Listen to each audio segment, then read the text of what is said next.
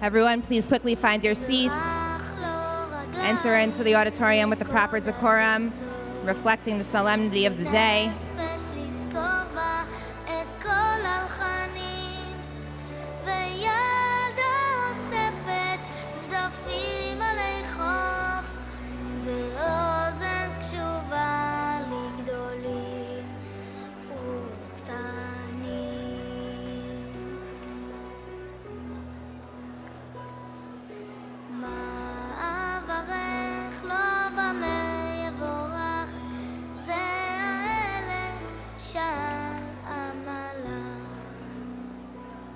We're going to start in just a minute, so we're going to ask everybody to find your seats. There are a row or two of seats open in the front. There are seats available in the balcony if you need. We're going to ask everybody to settle down. Please stop talking. We are about to begin.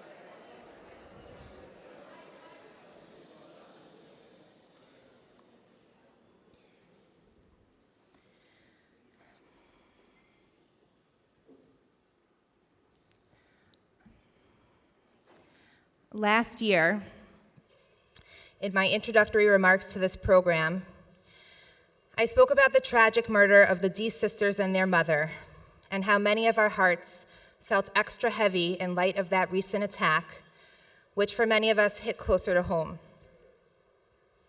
Today, I stand in front of you with a heart heavier than I can describe. Yom HaZikaron last year felt harder for me and for many of us because we were still reeling from a tragic event that had recently occurred. But this year, we are not just reeling from a tragic event. We are living through an ongoing moment. We wake up in the morning, nervous to check the news and see if the death toll has risen, and if so, by how much.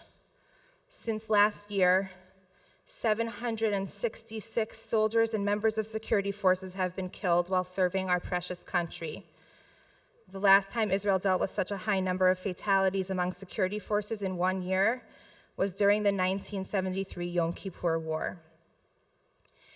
834 names were also added to the list of civilian terror victims who perished in attacks during the past year, the vast majority of them during the October 7th massacre, bringing the total number of civilians for whom we mourn today to 5,100 since 1851. That's a 20% increase in just 1 year. The volume of loss is enormous, the pain is enormous, and the moment, it's not yet a zikaron, it's ongoing. And still, there are decades of loss that are commemorated on this day. Today, we mourn the loss of 30,140 soldiers, security force members, and civilians. Every life is a world. That is a lot of worlds to mourn. A tremendous amount of thought went into crafting this year's Yom HaZikaron programs.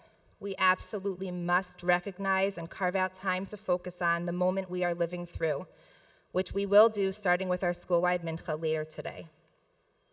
Yet equally important is to not forget the 172-year span that today commemorates. Today we commemorate the lives of individuals who paid the highest price in order to build and ensure the safety of Medina Israel, which we are so deeply blessed to call our own. So this morning, our Yom HaZikaron Tekes will follow the same format as it always does. Your fellow students will paint us a picture of 6 individuals commemorated on this day, 2 of whom were killed this past year. The theme of our program is Mif'alot Hansacha, actions that have been done to ensure that the memory of these individuals is not forgotten. In addition to describing the lives, personalities, and tragic deaths of our 6 soldiers and civilians of focus, our presenters will share how the families of each of these individuals chose to ensure that they would not be forgotten. Some founded organizations, others created scholarship programs, wrote songs, the list goes on.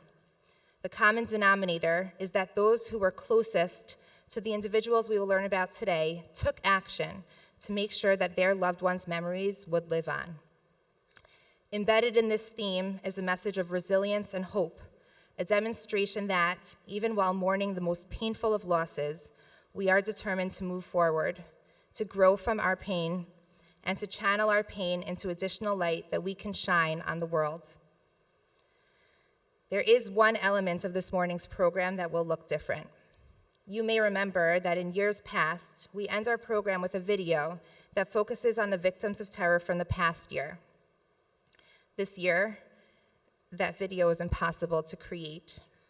Too many lives have been lost. We cannot properly commemorate 834 individuals in 5 minutes. So instead, today we begin our program remembering some of the heart-wrenching moments of the past 7 months. I'm going to ask everyone, if you haven't done so already, to please silence and put away your cell phones so that you can appropriately focus on the program. And I'm also going to remind you that if some of the footage you see today is too painful for you to watch, it is respectful and okay to avert your gaze from the screen momentarily. Please give your attention to the screen.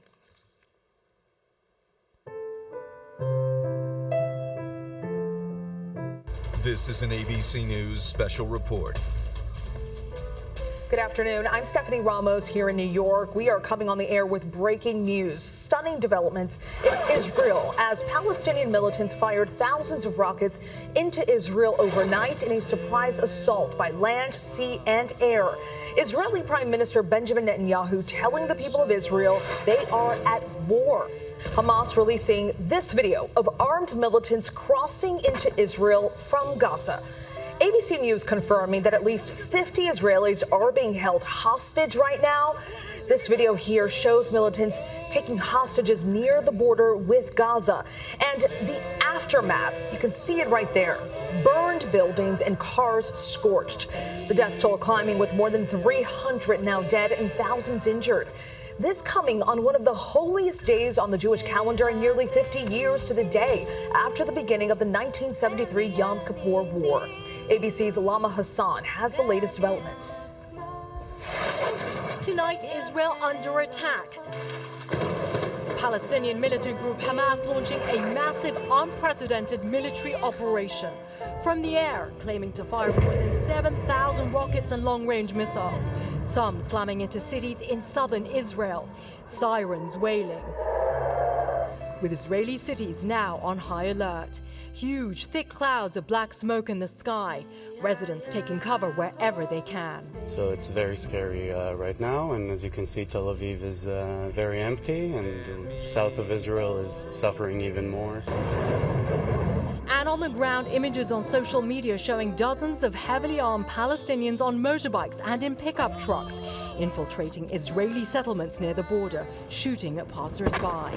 Israeli TV reporting Hamas capturing at least 50 Israelis, including soldiers, holding them hostage.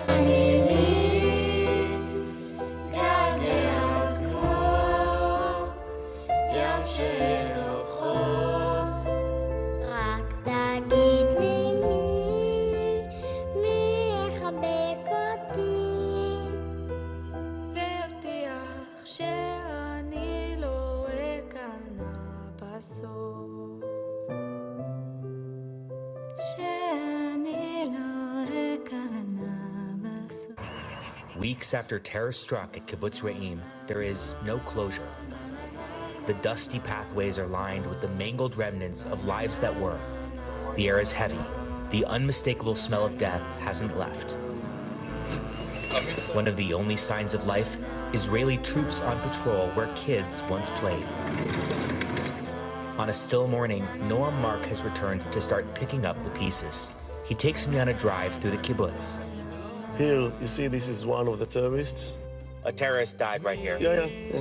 To an area Noam has started calling the kill zone. Sunday morning, when I came in to check everything, I found out 4 girls on.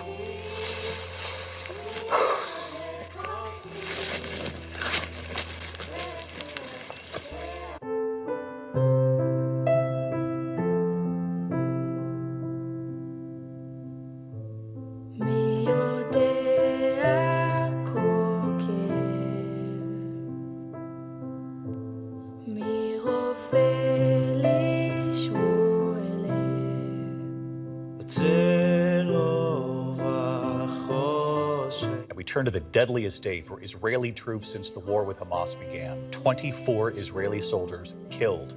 ABC's Matt Gutman in Israel tonight. Israel reeling tonight after losing 21 soldiers in that attack in the Gaza Strip.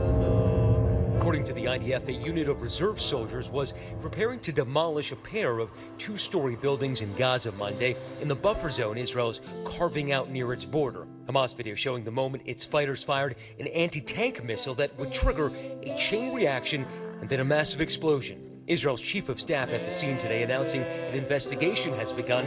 With 24 soldiers killed yesterday, it was the deadliest day for Israel since the war began.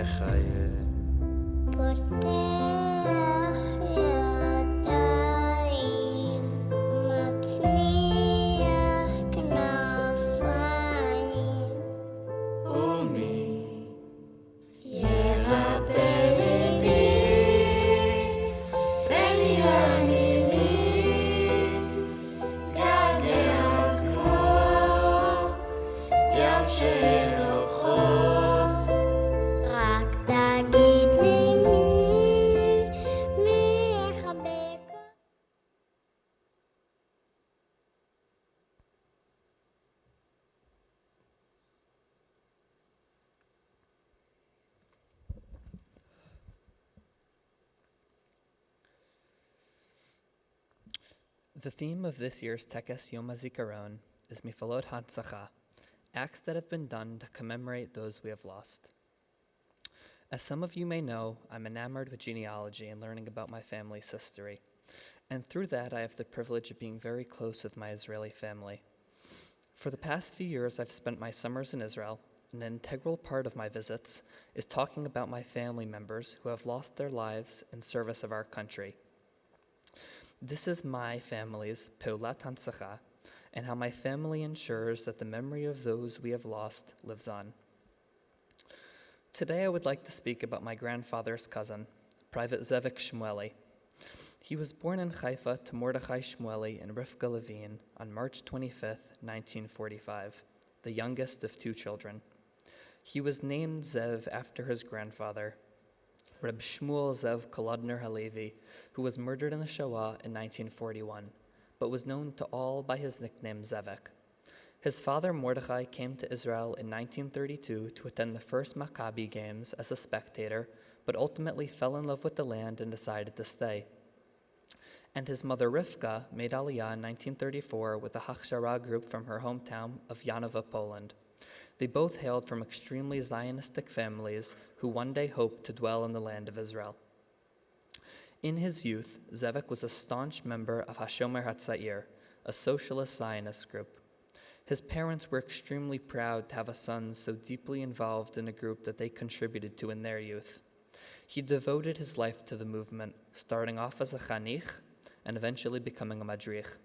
He went on to marry his wife, Ora, and build a beautiful home. Zevik knew when to have a good time and when to be serious. He was always surrounded by friends, and whenever they had any kind of argument, they always brought it to Zevik, and he was able to help them resolve it. Tamid haya shaket v'tzanua. Throughout his life, he was very quiet and modest. This phrase is continuously used in every piece written about him. When the war broke out on June 5th, 1967, Zevik was called up for Miluim. He hoped that nothing will happen. In a letter he wrote on June 5th, he says, "I am writing this letter at a moment when the developments are not very encouraging. But let's hope that this too will pass and peace will return to our region soon. Everything is fine with me. Morale is high, but the homesickness is strong. We console ourselves with the hope that business will end soon and we will return home. I'm fine, and don't worry. The main thing is to keep morale and don't panic."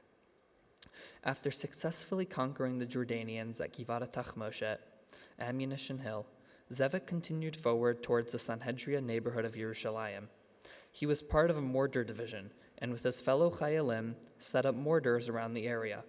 But as they were finishing setting up, bombs rained in from above. His commander ordered them to take cover, but while in a mortar position, he was directly hit by the enemy's shell. Zevik was mortally wounded and killed from the impact.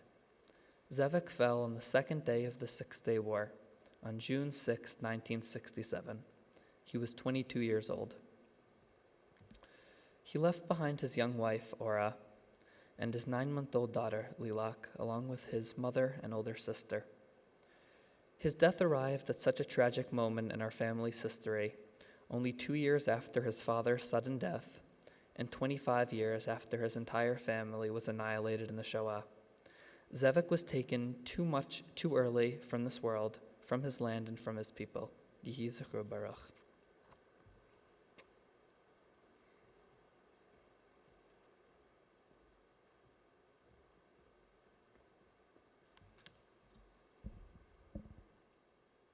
Alisa Flatow was born October 5, 1974, to Stephen and Rosalind Flatow in Orange County, New Jersey. Alisa had 4 siblings, Eitan, Francine, Gail, and Alana. Please turn your attention to the clip on the screen.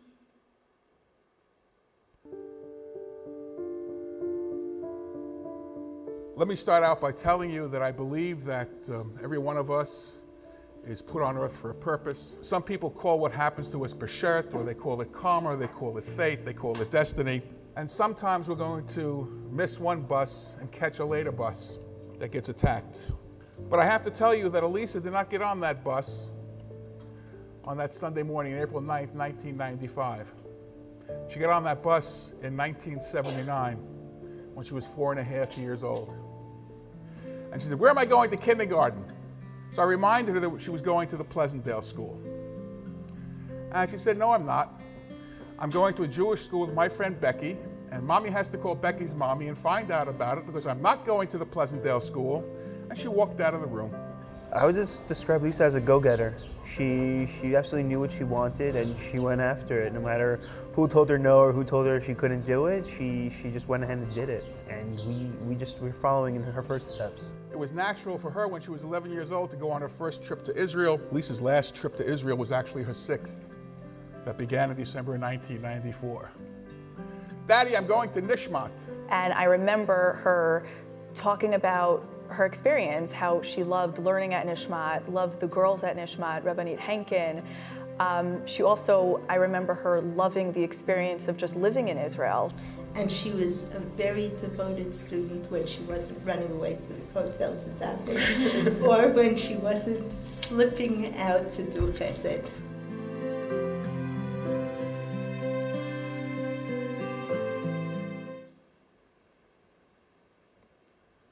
Alisa always had a love for the Jewish people and the land of Israel, and she made it clear to everyone in her life the importance of having the state of Israel and the Jewish nation. Alisa went to Nishmat for her gap year, and during her junior year of college at Brandeis University, Alisa decided to take the semester off and study in Jerusalem. Alisa's fellow classmates at Brandeis described her as a bright, modest, and delightful person. On April 9, 1995, Alisa boarded a bus from Jerusalem to Ashkelon. while Alisa was peacefully riding on the bus, an Islamic Jihad militant drove a van loaded with explosives right into the bus. Pieces of the bomb went straight through Alisa's skull and killed her. The loss of Alisa was devastating to her family and friends and affected many people in America and Israel. Alisa's heart was successfully transplanted to a 56-year-old man who was waiting for a suitable match for over a year, and Alisa's other healthy organs were donated to other units in the hospital as well. In Alisa's memory, Alisa's father, Stephen, created the Alisa Flatow Scholarship Fund. Mr. Flatow felt that it was crucial to give other students who wanted to study in Israel, just like Alisa, a chance to do so. This scholarship provides a funding for Jewish students who want to study in Israel and are not able to do so due to financial constraints. Mr. Flatow said, "The intention of the Alisa Flatow Memorial Scholarship Fund is to encourage others to follow in Alisa's footsteps in a year-long program offering full-time pursuit of traditional Jewish studies at schools in the state of Israel." Today's Alisa's bright energy and love of the Jewish nation is remembered by all her family and friends and by those who are able to attend yeshiva in Israel because of her family's generosity. Yehi Zichra Baruch.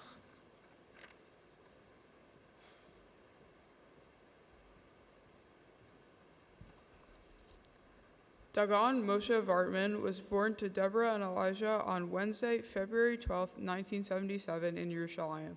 Dagon was the middle child and had 4 siblings, Shachar Menachem, Mein Zev, Tama Verda, and Kerem Shalem. He was a Talmid Chacham who carried a small sefer around with him wherever he was to learn in his free time. Dagon was also an incredible friend who made sure to take time to help anyone who was struggling regardless of the problem.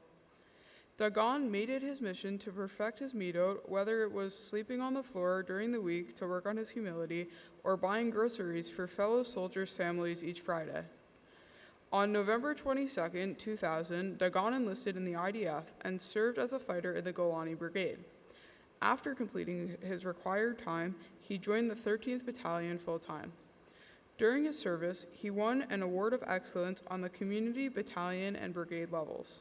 But, as Dagon was a man of great humility, he refused to receive the awards, saying that he was only in the army for the sake of the country. On January 5, 2009, Dagon was carrying out an ambush in Gaza as part of Operation Cast Lead when he was spotted by Gazans. When they began shooting at Dagon's unit, he and 2 others decided to go out as cover to create a distraction for their fellow soldiers. This allowed Dagon to complete his true mission as a commander, to return his men to Israel safely, but through his heroic action, Dagon was killed in battle. After his death, Dagon was promoted to major and buried in the military cemetery on Har Herzl. Because of the impact that Dagon's life and death had on so many people, over 80 children are named in his memory. Please direct your attention to the screen to learn about his unique Pu'ulat Hansacha.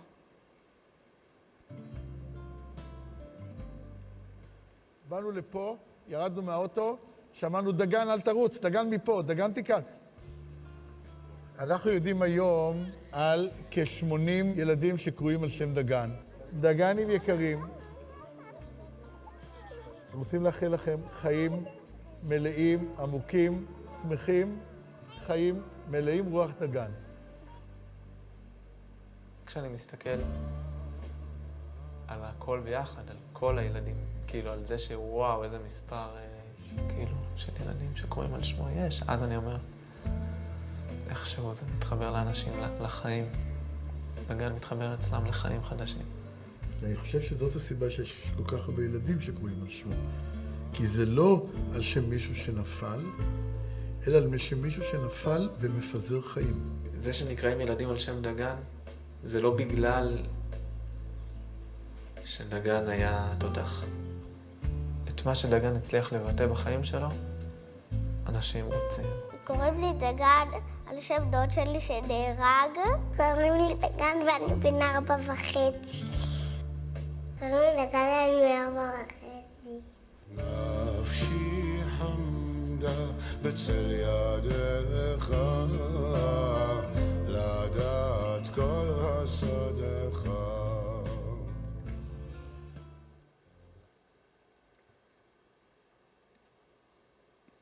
Today, Dagon's radiant worth and compassion for others lives on through his friends, siblings, and parents who remember him for having a visible neshama as they are empowered to help others just like Dagon.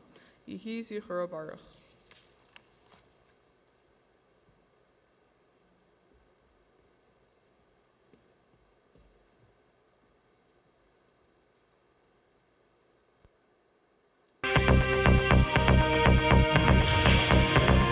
השבוע תציין מדינת ישראל את יום הזיכרון לחללי צה"ל. עבור משפחת קלנגל זה יהיה יום הזיכרון הראשון בלי יוחאי. רב סרן יוחאי קלנגל, מ"פ הפלוגה המסייעת של גדוד צבר בגבעתי.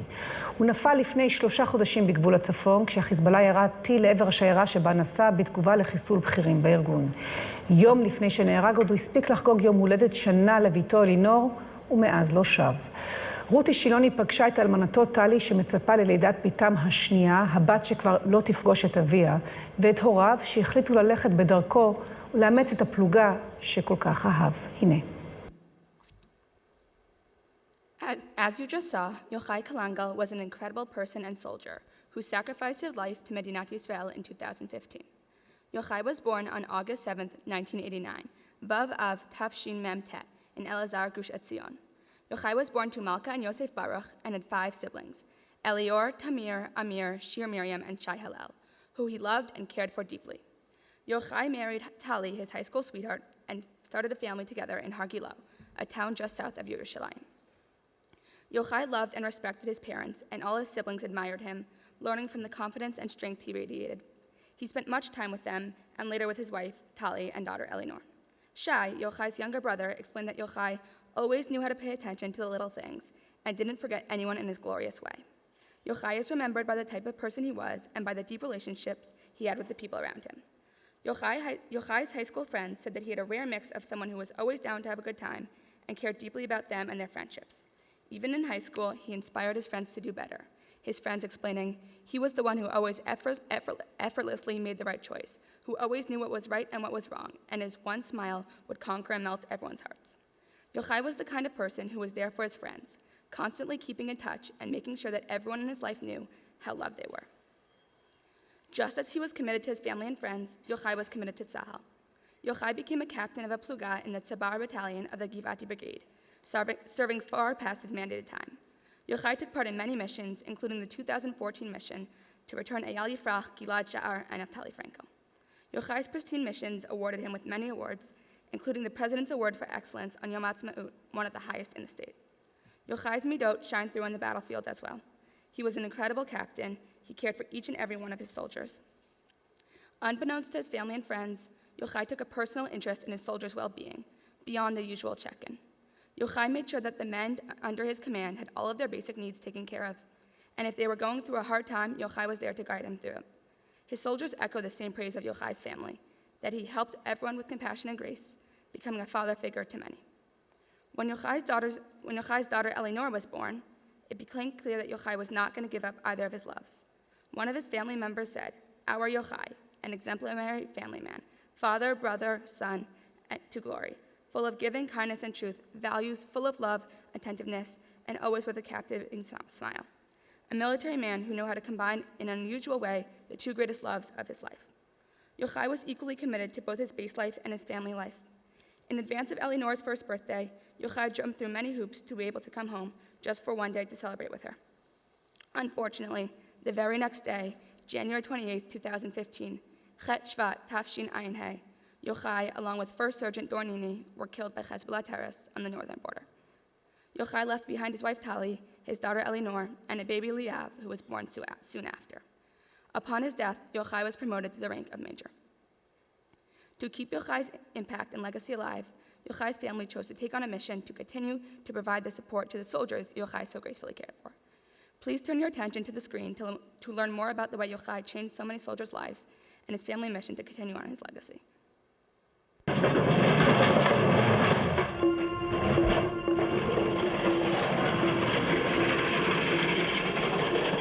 מיד אחרי שנהרג היה ברור למשפחה שצריך להמשיך את הדרך שלו. הם ידעו שהוא עזר לחיילים בפלוגה שהיה קשה להם בבית, אבל רק בשבעה הבינו שלא מדובר על חייל או שניים. היו המון חיילים שהוא דאג להם באופן אישי. אוכל, ריהוט, מוצרי חשמל אפילו. משם בא הרעיון להקים עמותה בשם עוף קדימה, ומטרה היא אחת, להמשיך לדאוג לחיילים האלה.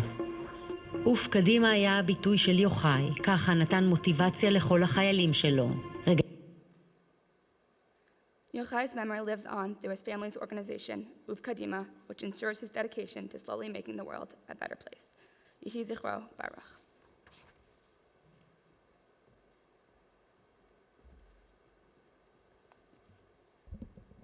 Yosef Guedalia was born in Jerusalem to Dina and Yitzchak, and he had 6 siblings. Yosef was raised in Beit Shemesh in an English-speaking religious family. He was married to Sinai at age 21, whom he had known since they were counselors together at Camp Mosheva in Honesdale, Pennsylvania. Yosef went to the army after graduating high school in Israel and attending Mechina, a preparatory course that many religious boys attend before drafting. According to all his family and friends, Yosef loved life and loved hanging out and having fun. He had interesting hobbies, including competitive frisbee, which he had played every Friday, and using a drone to capture pictures of Israel, which he considered magical. Yosef was known for his huge and ever-present smile. He was constantly laughing with Sinai, and in her hesped, she spoke about his joy and singing and dancing with her the night of Simchat Torah before he was called to fight. My brother Ashi was a counselor together with Yosef in the summer of 2019, as was Rabbi Hartzer's son Romy. My brother said that Yosef was incredibly modest, a real anav. He also remembers Yosef having a genuine love of Torah. In an interview with the Jerusalem Post about Yosef, Yosef's brother Asher talked about how Yosef would truly enjoy listening to his dad's lengthy Divrei Torah and discussing Gemara Sugyot with him. In the army, Yosef served in the elite Duvdevan unit. On October 7th, he was sent to Kibbutz Kfar Aza in southern Israel to help rescue people in danger. He fought with great bravery and managed to save several families, but unfortunately, during one of his rescues, he was killed. He was only 22 when he died, and he had only been married to Sinai for a little over a year. Please turn your attention to the screen. It's not stam that he was surrounded by so many good people. It means a lot about him. And I felt that so much during the Shiva, and in the past 3.5 months also, like, he knew so many good people, and he's still sending them to me. They're his shlichim. They bring little pieces of him every time. I feel very lucky. I knew Yosef was so special when he was here. And we would say to each other, we're so lucky. We're so lucky. I feel like it sounds unrealistic, but we were always so happy. We're always laughing, you know. I know now what happened, and I wouldn't change a thing. If I changed it, what would happen, you know? I have no right to change things, but like zachiti, to have them while I had them, I would never live anywhere else than here. It's my home. Yosef was so special in the sense that he saw good, he acted towards it, he believed in it, he did good. And that has really stayed with me. It pushes me all the time. Sometimes when I do something that's hard for me, I say, "Are you proud?" I hear him say, "I'm so proud of you." There's nothing like hearing that. Like physically, but it's still like, I hear him say to me, "I'm so proud of you." Shortly after his death, Sinai ordered stickers made in his memory to perpetuate the values that were important to Yosef. The stickers promote the idea of unity, overall kindness, always being besimcha, and believing that we are capable of helping to bring Mashiach more speedily. Yosef's friends and families also started a fundraiser for his unit, since unfortunately many from that unit had been among the first to fall in battle on October 7th. 5 weeks ago, Ashi and my sister-in-law Gila had a baby boy. They named him Yair Yosef. Yair for a light in these dark times, and Yosef for his friend Yosef Guedalia. Yehi Zichro Baruch.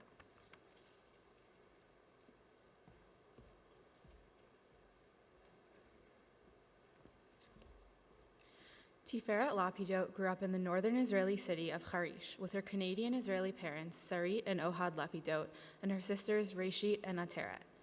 For her Shirit Leumi, Tiferet decided to work with at-risk youth. After her service, Tiferet spent her time volunteering as an English teacher in South Africa, and then she moved to Australia. Tiferet was a daredevil. and she loved adventure. She hiked Shvil Yisrael, swam with sharks, and even bungee jumped. According to Tiferet's aunt, Galit Goran, she was a beautiful girl with a beautiful heart. On October 7th, 2023, Tiferet Lapidot was in Israel visiting her parents for the holidays when she decided to attend the Nova Music Festival. She was initially believed to be kidnapped. However, 10 days later, her body was found. During those 10 days, many Canadian officials and citizens lobbied for her return. Tiferet was only 23 when she was massacred at the Nova Festival. Tiferet's sister Ateret remarked, "You touched people at their deepest point. They were drawn to you like a magnet, and you let them love you. You let them connect to you." After her death, her friends wrote a song in her memory and incorporated the words from letters and voice notes into the lyrics. These are noted in orange on the video you are about to see. Yehi zichra baruch. Please turn your attention to the screen.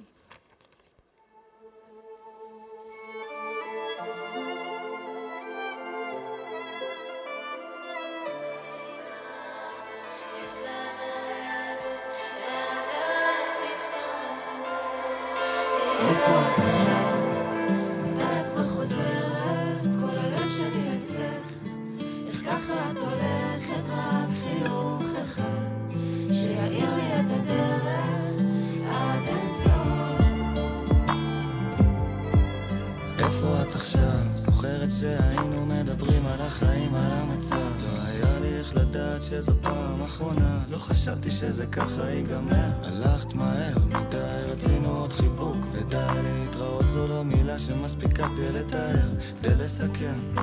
למה החיוך שלך לא יוצא לי מהראש? למה הטיול שלך נגמר? הראש שלי תקוע בעבר.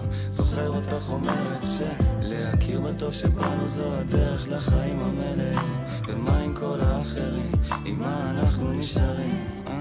יושבים ביחד מדברים, את בטח מדברת על הכל עם אלוהים. עכשיו, מתי את כבר חוזרת? כל הלב שלי אצלך. איך ככה את הולכת? רק חיוך אחד שיעיר לי את הדרך עד אין סוף.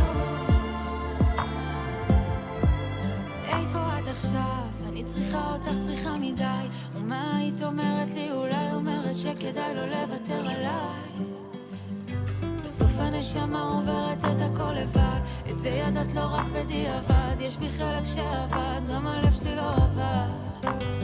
איך כל אחד היה מרגיש אצלך שלם? איך היית פותחת הכאב? ואיפה את בלב היית שואלת, מחבקת כשהעצב שוב שואל? אז אני איתך לגמרי חיים שלי, ואני חושבת שאת באמת יודעת הכי הכי הכי טוב מכולם. כאילו בא לי גם להגיד לך שתלכי עם הלב שלך. ואיזה משמחת את החיים שלי, איזה יפה. אחותי, אני גאה בך, את כזאת מגשימת חלומות. חלומות. תחייכי, תרקדי עד סוף כל המחשבות. ידידת נפש, מלאת כיסופים, דרשת את אלוהים, עכשיו קופי. תחייכי, תרקדי עד סוף כל המחשבות. ידידת נפש, מלאת כיסופים, לבשי בגדי תפארתך, עכשיו הלב שלך חופשי. מתי את כבר חוזרת? כל הלב שלי אצלך. איך ככה את הולכת? רק חיוך אחד שיעיר לי את הדרך עד אין סוף.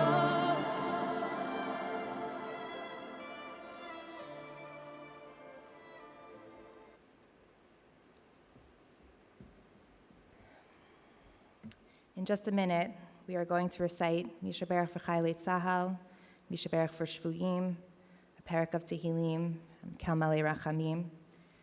If you're reciting any of those prayers, please make your way forward. And at this time, I'd like to ask Yoetzet Kaddish to come to the floor.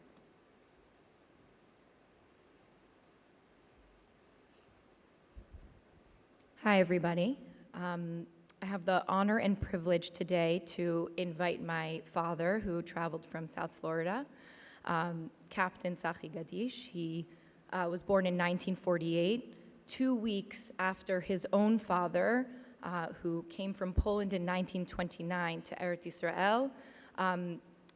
and was a general in the Haganah and then in the IDF, fell in 1948 in the Independence War, 2 weeks before my father was born. So today we remember him, Yitzchak Weitzenträger, Zichrono Livracha, and all of the Chayalim and citizens and Jewish people who have been affected by terror and by the wars today. So it is with my honor that I introduce my father, Tzachi Gadish, to light the candle in commemoration of all the holy souls that were lost and to recite the Tefillah L'Chayalei Tzahal.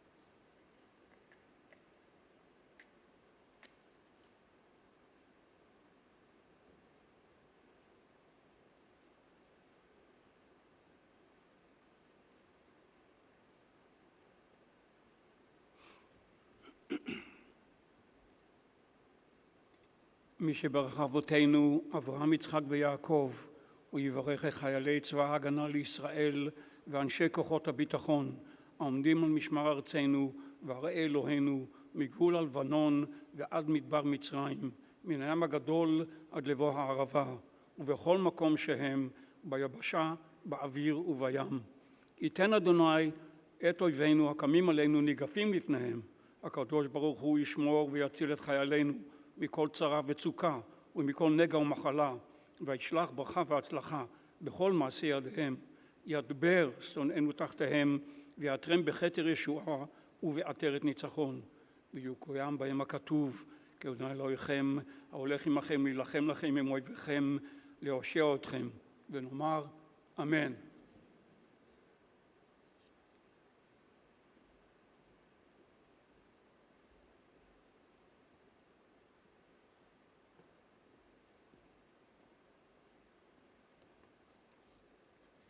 מי שברך אבותינו, אברהם, יצחק ויעקב, יוסף, משה ואהרון, דוד ושלמה, הוא יברך וישמור וינצור את אחינו בית ישראל השבויים, בעבור שאנו מתפללים בעבורם. הקדוש ברוך הוא ימלא רחמים עליהם, ישמרם מכל צער צוקה ומכל נגע ומחלה, וישלח ברכה והצלחה בכל מעשי ידיהם, יוצאים מחושך וצל מוות, וישיבם מהרה לחיק משפחותיהם, ונאמר אמן.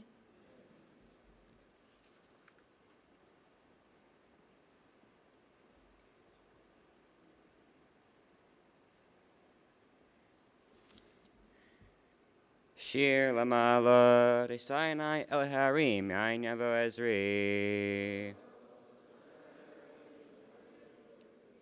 Ezri, Mim Adonai, Osei Shamayim Varetz. Al Yitain Lamot Raglecha, Al Yanum Shomrecha. Hine Lo Yanum Velo Yishan, Shomer Yisrael. Adonai Shomrecha, Adonai Tzilcha, Al Yad Yeminecha. Yomam Hashemesh Lo Yakeka, V'yareach Balayla.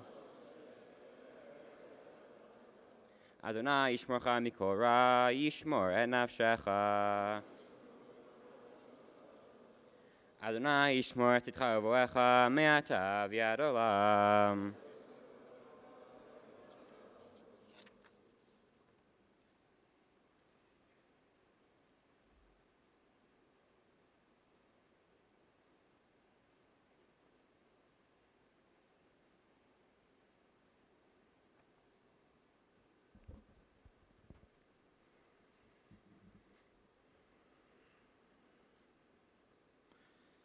El Amolei Rachamim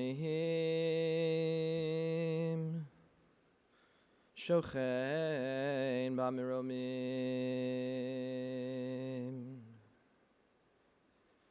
Hametzei Menucha Nechona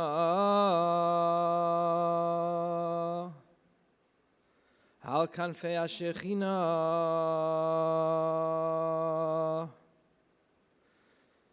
B'ma'alos Kedoshim Tohorim V'Giborim Kizohar Horakia Mazhirim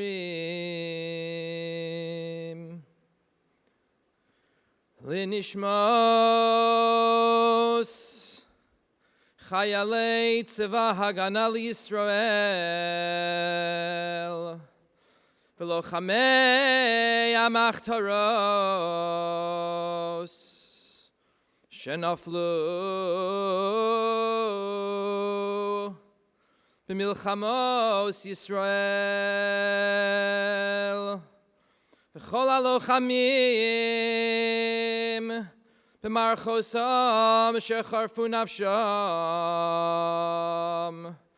Lamus al Kedushas Hashem Uve'ezras Elohei Marchos Yisrael Heviu Lisikumas Ha'uma B'Hamadina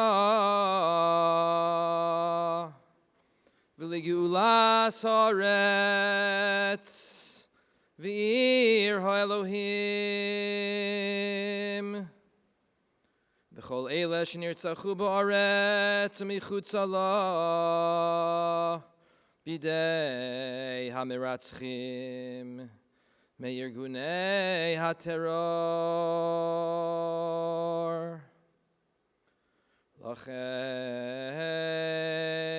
Lachein Bal Harachamim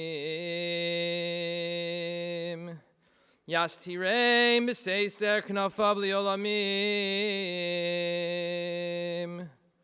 V'Yitzror B'Yitzror HaChayim Es Nishmasam Adonai Hu Nachalasam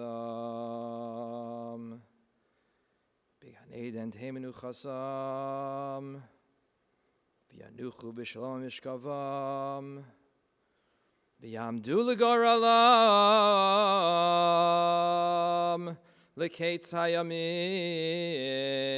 V'Nomar Amen.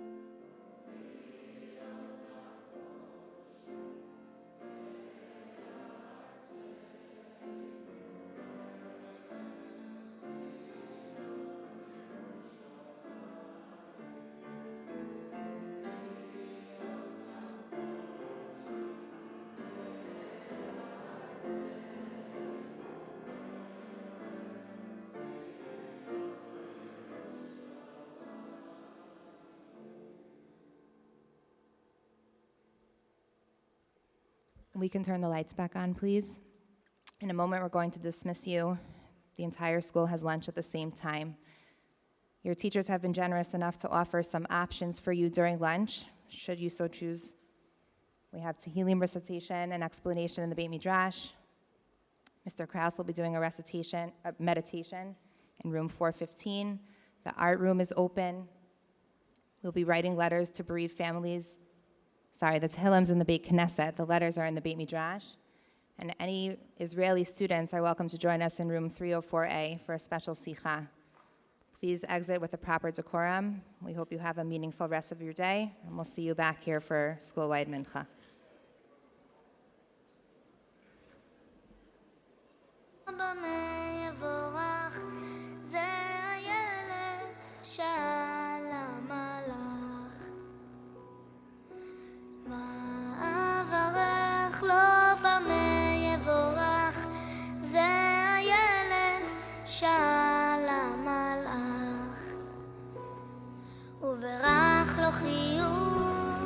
שכמוהו כאן.